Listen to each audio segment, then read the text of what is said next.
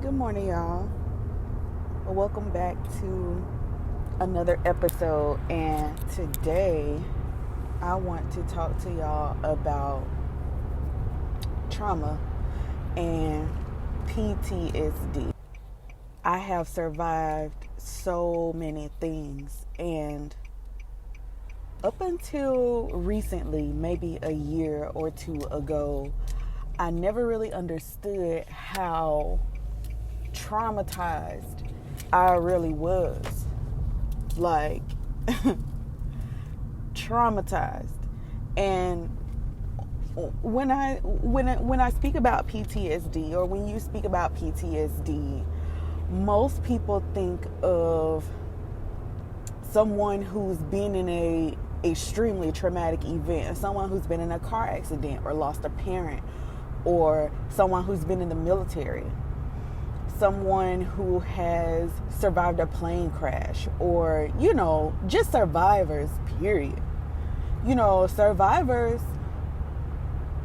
survived trauma, and I've survived trauma too, but not in the usual way. I just started being able to go down the seafood aisle in the grocery store maybe a few years ago, but for a long time I was afraid of dead fish. And I'm afraid of dead fish because when I was younger, I had a mentor, and my mentor took me fishing in a private lake at her house or someone's house she knew, or whatever the case may be. And it was my first time catching a fish, and I actually caught a fish. So I was excited. And she told me to take the fish off the hook. The fish had stopped moving, so I thought it was okay to grab the fish, and I just grabbed the fish around the middle. I didn't know anything about fishing. So when I grabbed the middle of the fish started moving again, and it freaked me out. It was also some kind of fish that, for whatever reason, the fin got caught under my skin.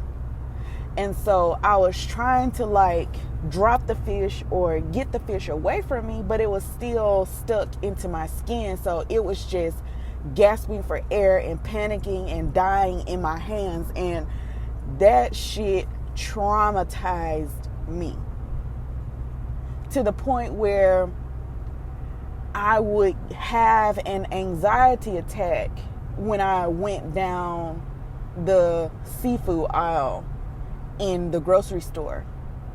I couldn't go down the aisle and see any kind of dead fish, especially fish with fins. If the head was on it, you definitely couldn't catch me. So for a long time, I was eating the things that I like to eat, but I could never go and pick the stuff out myself because I was just afraid. And as I grew up, when people really found out that I was afraid, they used it against me. And so that perpetuated further that this is something that I need to stay away from, because people can also use this to hurt me. There was one situation where I had told somebody that, I was afraid of dead fish, and they didn't believe me. And I'm like, no, I'm very serious. And I was living with them at the time, and they put a pack of dead fish outside of the door of the room that I was sleeping in. And I opened up the door, and the fish was on the floor, and I just stood there and screamed, and I was just screaming and screaming and screaming, and I closed the door, and I stayed in the room for days. And they were like, oh, so you're really serious? Like, this scares you? No shit. I told you that it scared me. What the fuck? I told you that it scares me. Oh, well, I didn't know. How the fuck you didn't know? When I said that shit scares me. Okay? But I told that story to say, from about 8 years old until well into my 20s, I would have an anxiety attack. My hair would stand up on the back of my neck. I would start to sweat if I came in contact with the seafood counter.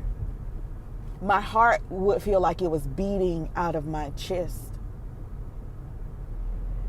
And that shit stayed with me for so long. It stayed with me for so long. And I just really... I let it control my life. I let that control my life. And once I really got to the place where I'm like, it's something that you're afraid of, but it's okay to be afraid of things. Nothing's going to happen to you. That's what I had to tell myself in order to get to a place where I could finally go to the grocery store and not have no problem. But PTSD doesn't always come from scary situations either. It doesn't. I spent 5 years in a relationship with someone, and it was a very unstable relationship. Every month there was an eviction notice because the rent was always late. Every few months there was a notice for disconnection for the lights because the lights were always late. And I lived in 16 different places in that 5-year period. I was never able to be comfortable. And I never got comfortable. 2 years out of that relationship, I was living in my own place. I was proud that I didn't have an eviction notice and that my bills were paid on time, but I still hadn't moved into my apartment. My stuff was still packed up in the closet by the front door because subconsciously I just knew that wasn't going to last very long. The stability that I had wasn't going to last very long, and I was going to need to go.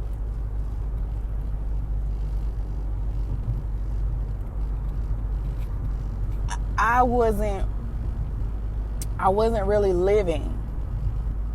I was in a state of constant fear about the uncertainties of my life, and it was depressing, to be honest, because I wasn't even in a place where I was lacking.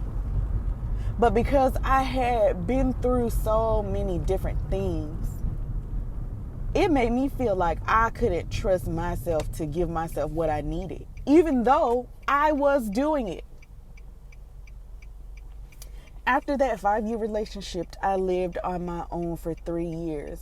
And 6 months before I moved out, I fully moved into my apartment.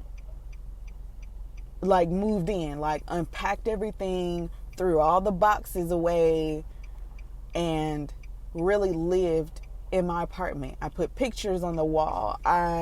You do the things that you do when you move somewhere and you make it somewhere a home. Just, wow. Like, PTSD isn't waking up in your dreams thinking somebody's But I told y'all all these stories because these are actual stories of me being traumatized by the smallest thing, and it had a huge ripple effect over my life, and how I was able to relate to people, and what I was able to do, and where I was able to go, and how I felt in certain spaces. Like,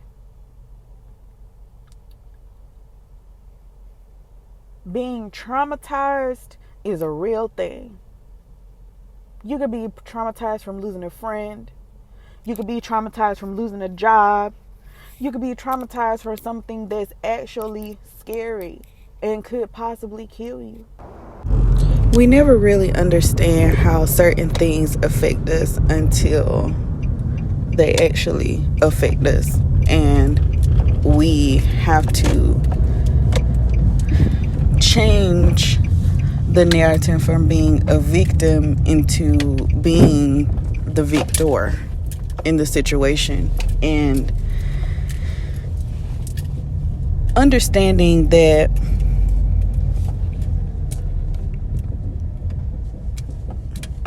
just because certain things have happened or did happen doesn't mean that they will continue to happen.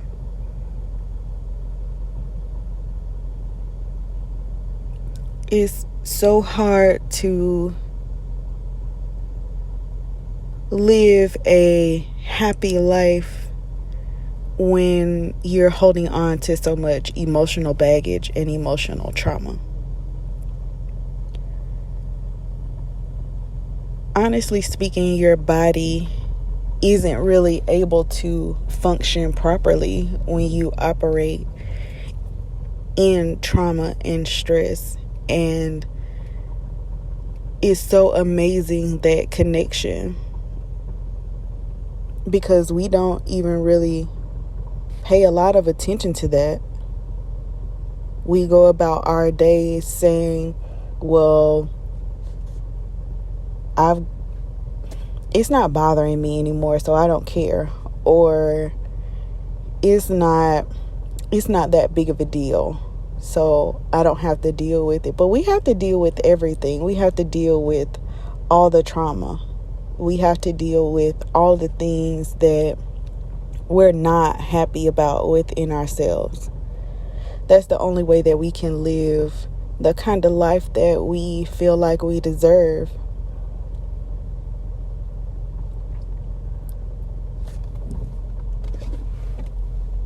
I just want to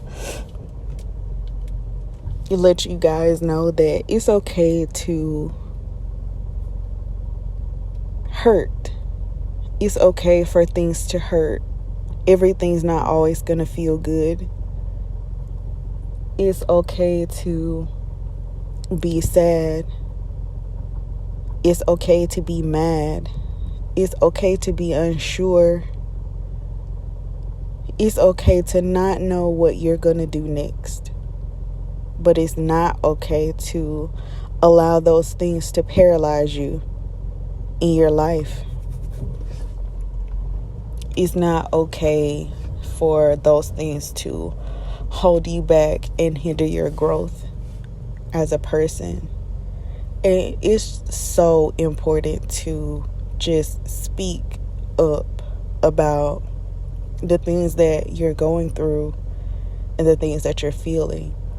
And it's also just as important for you to get out of those spaces, get out of those relationships, and get out of those places where you have been traumatized. You won't be able to heal the dysfunction in the same place that you got the dysfunction. There's a certain vibration to everything. And no matter how you clean it up, dress it up, or change it up, your body will be able to pick up on the fact that the environment is still the same. And you're going to react the same way because your body works in a way that you probably don't understand.